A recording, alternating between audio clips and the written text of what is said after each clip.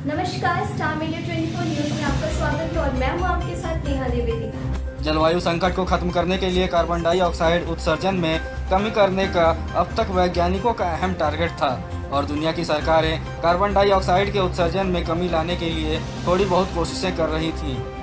लेकिन पहली बार संयुक्त राष्ट्र की जलवायु परिवर्तन रिपोर्ट ने एक उससे भी खतरनाक गैस को लेकर चेतावनी दिया है। इस चेतावनी में ये कहा गया है कि ये गैस कार्बन डाइऑक्साइड की तुलना में 80 गुना ज़्यादा पृथ्वी की आबो हवा को गर्म कर रही है और इंसान इससे कैसे बचेगा, ये सबसे बड़ा सवाल है।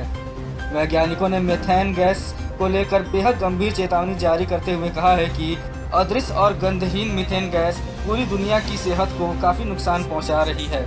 जलवायु परिवर्तन पर संयुक्त राष्ट्र के अंतर सरकारी पैनल के मुताबिक वातावरण में मीथेन के कंसंट्रेशन कम से कम 8 लाख सालों में इंसान के ऊपर सबसे ज़्यादा मंडरा रहा है। वैज्ञानिकों ने कहा है कि 2040 ईस्वी तक पृथ्वी का तापमान 1.5 डिग्री सेल्सियस तक बढ़ जाएगा। इसमें सबसे बड़ा योगदान मीथेन गैस का होगा। वैज्ञानिकों का कहना है कि मीथेन उत्सर्जन को तेजी से कम करने की ज़रूरत है। आईपीसीसी की रिपोर्ट के प्रमुख लेखक चार्ल्स कोवेन ने कहा कि मीथेन गैस उत्सर्जन को काफ़ी कम करके हम जलवायु परिवर्तन को कम करने में कामयाब हो सकते हैं।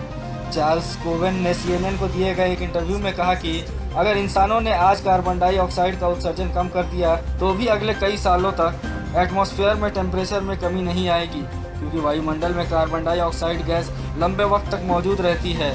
लेकिन अगर हम मीथेन गैस के उत्सर्जन में कमी करते हैं तो अगले कुछ सालों में वायुमंडल तापमान में कमी होनी शुरू हो जाएगी।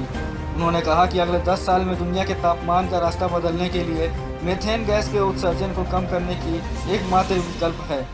देश प्रदेश व स्थानीय खबरों से जुड़े रहने के लिए हमारे चैनल स्टार मीडिया 24 न्यूज को लाइक करना और सब्सक्राइब करना ना भूलें। धन्यवाद।